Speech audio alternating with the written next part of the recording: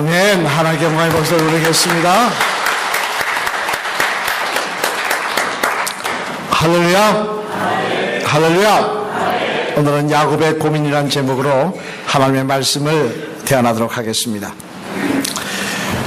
현대 그룹을 만들었던 정주영 회장을 다 잘 아실 것입니다만, 그 정주영 씨에 대한 일화 중에 거북선 일화라고 하는 유명한 일화가 있습니다. 아마 다 아실 것이라고 생각을 합니다만, 다시 한번 살펴보면 이런 이야기입니다.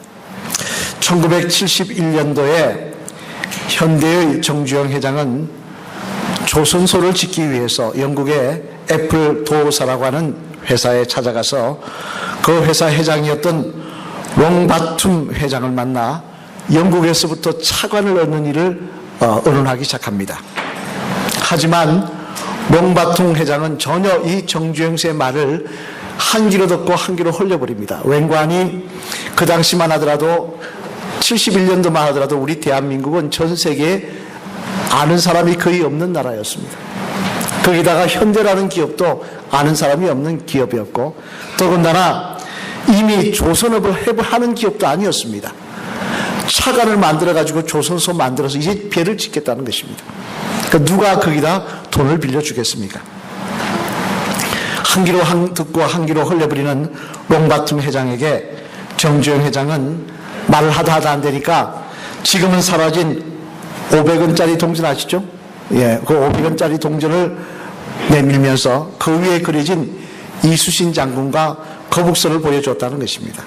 그리고 말하기를, 대한민국의 조선 기술은 영국보다 300년이나 앞서 있습니다.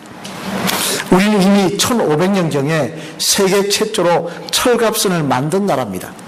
그러니 우리에게 그런 잠재력이 있으니 우리를 지원해 주시길 바랍니다 라고 설득을 하였고, 결국 이런 정 회장의 담대함과 집요함에 애플도사의 회장은 영국을 관료들을 설득하여 영국의 차관을 빌려주게 만들었다고 합니다만, 참 집념이 대담한 사람이다 하는 생각을 다시 한번 해봅니다만, 오늘 본문의 말씀에 보면 앞에서 살펴본 정주영 회장처럼 아주 집요하고 목적지향적인 사람이 나오는데, 그건 바로 야곱이었습니다.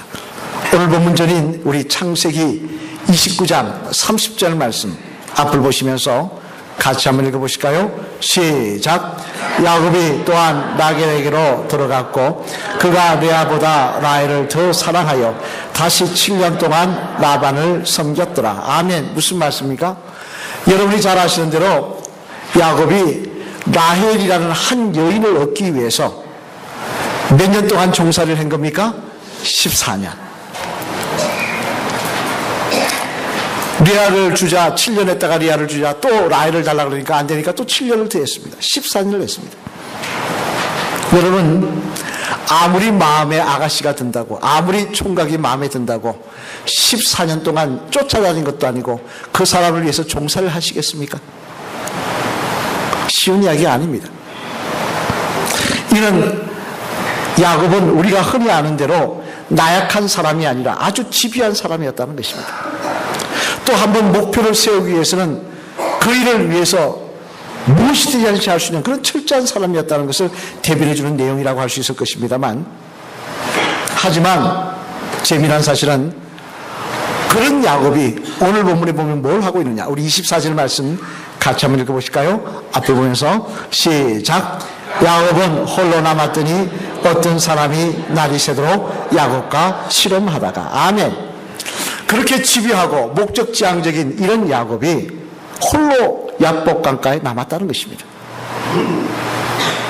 아니, 무엇이든지 할 수 있을 것 같아서 그 라반의 집에 가서 종살이하고 그 모진 고통 속에서도 엄청난 재산을 모았던 야곱이 왜 이 밤에 가족들과 함께 있지도 못하고 따뜻한 잠자리에 누워있지도 못하고 홀로 차가운 강가에서 밤을 새고 있는 것입니까? 그것은 여러분이 잘 아시는 대로 야곱에게는 심각한 고민이 있었기 때문이었습니다. 그 고민이 그를 따뜻한 잠자리도 마다하게 만들고 가족과의 함께 있는 자리도 마다하게 만들고 이 차가운 강가에서 밤을 새게 만들었던 것입니다만, 그러면 여러분, 야곱이 금이 한양하는 자리에서 많은 재산을 모으고 또 많은 가족을 이끌고 이제 그 고향으로 돌아가는 이 자리에서 도대체 그를 힘들게 하고 있는 고민은 무엇이었으며 또 그 고민을 어떻게 해결하고 있는 것일까요? 바라기는 오늘 이 말씀을 통해 우리들의 모습을 돌아보며 다시 주님 안에서 평안을 얻으시는 그런 저와 여러분의 모습이 되시기를, 그런 삶이 되시기를 주님의 이름으로 간절히 축원을 드립니다. 그러면 야곱이 금이 한양하는 자리에서 그를 힘들게 하고 있던 고민은 무엇이 있을까? 그를 땀 따뜻한 잠자리도 마다하고 차가운 강가에서 밤을 새게 했던 고민이 무엇이 있을까? 먼저 그 내용부터 살펴보면요, 첫째로 같이 읽겠습니다. 시작. 지난날 지은 자신의 죄를 해결하지 못한 고민이 있었기 때문입니다. 어떤 고민이 있었다고요? 죄를 해결하지 못한 고민이 있었다는 것입니다. 오늘 본문전인 창세기 27장 36절 말씀 앞을 보시면서 한번 같이 읽겠습니다. 시작. 에스가 이르되 그의 이름을 야곱이라 함이 합당하지 아니하니까 그가 나를 속임이 이것이 두 번째니이다. 전에는 나의 장자의 명분을 빼앗고 이제는 내 복을 빼앗았나이다. 또 이르되 아버지께서 나를 위하여 빌 복을 남기지 아니하셨나이까? 아멘. 무슨 말씀입니까? 이건 에스가 아버지에게 한탄하며 한 말입니다만 그 말의 내용이 뭐냐? 동생이 자기가 받을 복을 가로챘다는 것입니다. 동생이 지금 아버지와 자신을 속이고 자기 것을 다 가로채 갔다는 것입니다. 결국 이 일로 형에서는 동생 야곱을 죽이기로 결심을 하게 되었고, 이 결심을 전해들은 야곱은 에스의 칼날을 피해 외삼촌이 있는 라반으로 하란으로 도망을 갔던 것입니다만, 하지만 비록 20년의 세월이 흘렀지만 시간이 그의 죄를 덮어주지 못하더라는 것입니다. 또 4명의 아내와 12명의 자식이 생겼고 또 많은 하인들이 생겼지만 이 모든 것들이 자신의 죄를 해결해 주지 못하더라는 것입니다. 우리나라의 역사 중에 조선 초기 세조가 왕위에 오른 사건을 여러분 잘 아실 것입니다만, 세조가 어떻게 왕위에 올랐습니까? 조카인 단종을 살해하고 왕에 된 거 아니겠습니까? 권력을 잡기 위해서 조카를 살해하고 삼촌이 왕이 된 사건인데, 이 일을 통하여 세조는 비록 한나라의 권력을 가지게 되었지만 그러나 그의 마음은 죽을 때까지 평안하지 못했다고 합니다. 전설에 따르면요, 세조는 밤마다 진땀을 흘리며 잠을 이루다가 악몽에 잠을 깼다 그러는데, 그 악몽의 내용이 뭐냐? 눈만 감으면 형수인 단종의 어머니가 나타나 자신을 괴롭히는 그런 악몽이었다는 것입니다. 왜 내 아들 죽였냐고 하는 악몽이겠죠. 하도 괴로워서 잠자리를 이리 뒤척이고 저리 뒤척이고 잠자리를 옮겨보았지만 아무 소용이 없다는 것입니다. 언젠가는 그 형수가 자기를 보고 침을 태뱉었는데 그 침 맞은 자리에 악창이 나서 그 악창으로 해서 결국 죽음에 이르렀다고 합니다만, 이처럼 아무리 많은 재물을 모으고 아무리 높은 권세를 갖는다고 해도 그가 지은 죄가 있으면 결코 삶이 평탄할 수 없는 법입니다. 우린 때때로 말합니다. 아니, 저런 사람은 천벌을 받아야 될 텐데 왜 하나님 그냥 두시지? 왜 하나님 저를 그냥 놔두시지 하고 불평할 때가 있습니다만, 그러나 이는 잘못된 생각입니다. 왜냐하면 죄인도 부유할 수 있습니다. 죄를 짓고도 번명하며 권세 누릴 수 있습니다. 죄를 짓는 사람이 국회의원 되고 대통령 될 수 있습니다. 그러나 행복하지는 못합니다. 큰 가정을 이룰지 몰라도, 물질적으로 능력하고 권세를 누릴지 몰라도 단잠을 잘 수는 없다는 것입니다. 세월이 지날수록, 나이가 들수록, 죽음이 가까울수록 불안해지는 법이라는 말씀입니다. 그래서 우리나라 속담에 맞은 사람은 다리 뻗고 자도 때린 사람은 어떻게 된답니까? 다리 뻗고 자지 못한다고 말이 안 나가는 겁니다. 이처럼 오늘 본문 말씀에 나오는 야곱도 비록 재산을 모아 부자가 되었지만 그러나 지난날 자신이 지은 죄가 그의 발목을 잡자 그는 그 죄 때문에 불안하여 잠도 못 들고 이 야복 강가에서 차가운 밤을 지내고 있었던 것입니다. 둘째로 야곱이 고민했던 또 이유는 뭐냐? 우리 앞을 보시면 같이 한번 읽어보실까요? 같이 읽겠습니다. 시작. 야곱이 고민하며 불안했던 이유는 또한 이제 닥쳐올 미래에 대한 확실한 보장이 없었다는 것입니다. 뭐가 또 없었다고요? 미래에 대한 보장이 없었다는 거예요. 오늘 본문 앞인 창세기 32장 6절 말씀 한번 같이 읽어보시겠습니다. 같이 읽겠습니다. 시작. 사자들이 야곱에게 돌아와 이르되 우리가 주인의 형 에스에게 이른즉 그가 400명을 거느리고 주인을 만나려고 오더이다. 아멘. 무슨 말씀입니까? 지금 야곱이 이제 고향으로 돌아갑니다. 20년 만에 고향으로 돌아갑니다. 가족을 이끌고 고향으로 돌아가는데요. 그런데 소식을 들어보니까 형 에스가 마중을 나온다는 것입니다. 저도 아버님 길 때 고향에 돌아가면 이 KTX를 타고 내려갑니다만 내려가면 고향에 가면 막내 동생이 아무리 바빠도 시간을 내어 차를 갖고 나와 있습니다. 근데 이렇게 마중 나올 때 보통 어떻게 옵니까? 혼자 오거나 아니면 한두 사람 데리고 나오지 400명의 군대를 이끌고 오진 않지 않습니까? 그죠? 야곱은 기껏해야 자기의 가족들과 하인들이 전부인데 상대는 전쟁의 사람 에스에다가 그의 부하 400명의 군사를 이끌고 옵니다. 이 말은 무슨 말이냐? 이 에스가 옛날에 20년의 전에 결단했던 것처럼 자기를 죽일지 살릴지 야곱은 알 수 없다는 이야기입니다. 에스를 만났을 때 내가 죽은 목숨일지 살 목숨일지 야곱은 이 미래에 대해서 두려웠다는 것입니다. 그러나 여러분, 이런 고민은 고민한다고 해결되는 것이 아닙니다.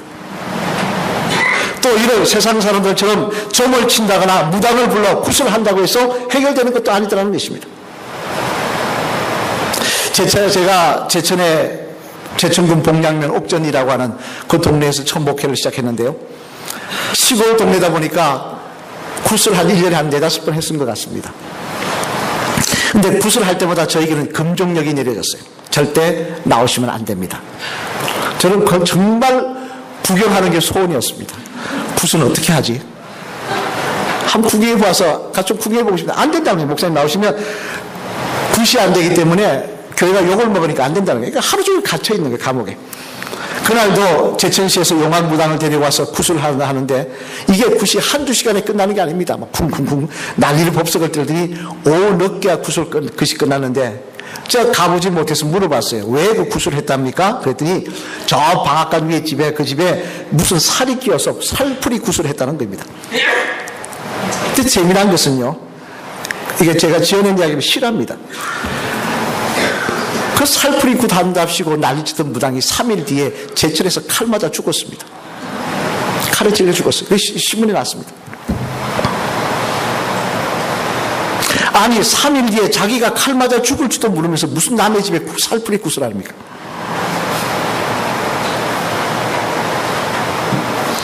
여러분, 우리의 미래는 인간이 우리가 아무리 노력한다고 해도 또 점을 본다거나 굿을 한다고 해도 알 수 있는 것이 아니더라는 말씀입니다. 그러기에 사람들은 불안해하고 두려워하며 고민하는 것이고 또 오늘 야곱도 홀로 남아서 그 차가운 강가에서 밤을 지새고 있는 것입니다만 그러나 오늘 본문 말씀에서 야곱의 훌륭한 점은 이러한 고민을 단지 자신의 고민으로만 가지고 있지 아니하고 하나님 앞으로 가지고 나왔다는 사실입니다. 그는 야복 강가에서 진정으로 기도하면서 하나님과의 만남을 통해 이 문제를 해결받으려고 하고 있더라는 것입니다만 하지만 여러분 여기서 우리가 중요하게 주목해 볼 사실이 있는데 그것은 야곱이 비록 하나님께 열심히 기도했지만 밤이 맞도록 골반뼈가 부러지도록 하나님께 매달려 기도했지만 그러나 하나님께서는 그 야곱에게 지금 야곱이 제일 궁금해하는 구체적인 미래가 어떻게 될 것인지에 대해서 말씀해 주지 않으시다는 것입니다. 여러분 지금 야곱이 급한 게 뭡니까? 형이 자기를 죽일지 말지 내가 죄값을 치러야 될지 말지 이게 두려운 것인데 하나님은 야곱과 씨름하고 나시더니 뭐라고 말씀하셨냐? 그런 것에 대해서 말씀하지 않으시고 이렇게 말씀만 하시더라는 겁니다. 우리 오늘 보면 28절로 29절 말씀 한번 같이 읽어보실까요? 앞으로 보시면서 같이 읽겠습니다. 시작. 그가 이르되 내 이름을 다시는 야곱이라 부를 것이 아니요 이스라엘이라 부를 것이니 이는 내가 하나님과 및 사람들과 겨루어 이겼음이니라. 야곱이 청하여 이르되 당신의 이름을 알려주소서. 그 사람이 이르되 어찌하여 내 이름을 묻느냐 하고 거기서 야곱에게 축복한지라. 아멘. 여러분, 지금 야곱은 자신의 미래가 궁금해서 기도했는데 하나님께서는 야곱과 씨름하고 나서 뭐라고 하셨습니까? 사기꾼 야곱의 이름을 이스라엘로 바꿔주시라는 것입니다. 그리고 옛날 베델에서 20년 전에 베델에서 했던 그 축복의 말씀 다시 말씀하시더라는 것입니다. 그리고 떠나가시더라는 거예요. 이는 마치 우리가 여러 가지 문제를 가지고 기도할 때 하나님은 그 해결책을 구체적으로 들려주시는 것이 아니라 우리가 말씀을 읽을 때 또 하나님 주의 종의 말씀을 통하여 하나님의 약속의 말씀만 들려주는 것과 마찬가지인 경우입니다만, 하지만 중요한 사실은 야곱은 그 기도의 사건을 통해서 또 과거에 베델에서 하셨던 하나님의 그 축복의 말씀을 다시 들으면서 중요한 사실을 하나 깨닫게 되었다는 것입니다. 그것은 바로 하나님은 과거 20년 전 루스의 벌판에서 자신에게 하셨던 언약의 말씀, 그 허허 벌판에서 하셨던 그 말씀을 지키셨다는 것입니다. 함께 창세기 28장 14절 15절 말씀, 언약의 말씀 한번 읽어보실까요? 같이 읽겠습니다. 시작. 내 자손이 땅에 티끌같이 되어 내가 서쪽과 동쪽과 북쪽과 남쪽으로 퍼져나갈지며 땅의 모든 족속이 너와 내 자손을 말미암아 복을 받으리라. 내가 너와 함께 있어 내가 어디로 가든지 너를 지키며 너를 이끌어 이 땅으로 돌아오게 할지라. 내가 내게 허락한 것을 다 이루기까지 너를 떠나지 아니하리라 하신지라. 아멘. 하나님 뭐라고 언약하셨습니까? 내가 너를 창대하게 하시겠다는 것입니다. 네 자녀들이 번성하게 하며 창대하게 하시겠다는 것입니다. 또한 너를 지켜 다시 고향으로 돌아오게 하시겠다는 것입니다. 야곱은 그 말씀을 가만히 다시 듣고 생각해 보니까 하나님은 그 언약의 말씀을 다 지키셨다는 거예요. 홀로 다니시던 자기가 이 라반 땅에 가서 하란에 가서 큰 가족을 이루게 하시고 지금 고향으로 인도하고 계시더라는 것입니다. 이때까지는 내가 잘나서 내가 똑똑해서 이 재산을 이루고 이런 역사를 이룬 것처럼 생각했지만 그 말씀을 듣고 깨닫고 보니까 이게 다 하나님의 은혜였다는 것입니다.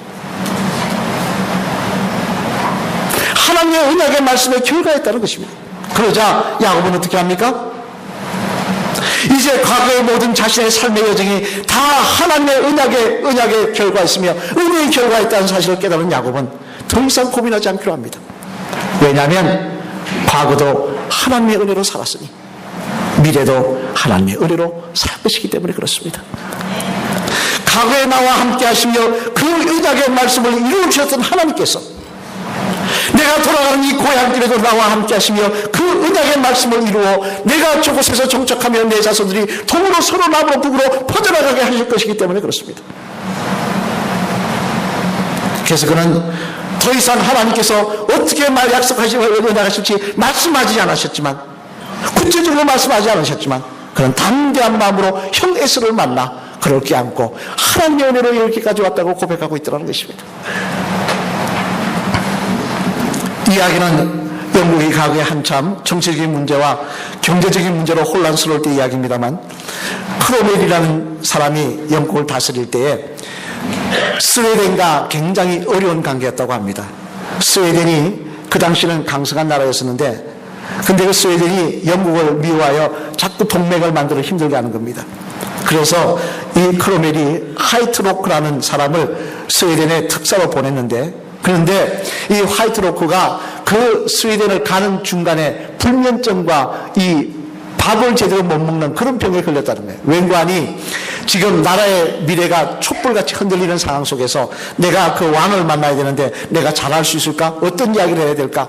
영국의 미래는 어떻게 될까? 막 고민하다가 불면증에 걸리고 밥도 제대로 못 먹었다는 겁니다. 지금이야 비행기 타면 하루만에 가지만 옛날에야 영국에서 스웨덴 가는 게 그게 얼마나 배 타고 걸어가고 말 타고 얼마나 길게 걸립니까?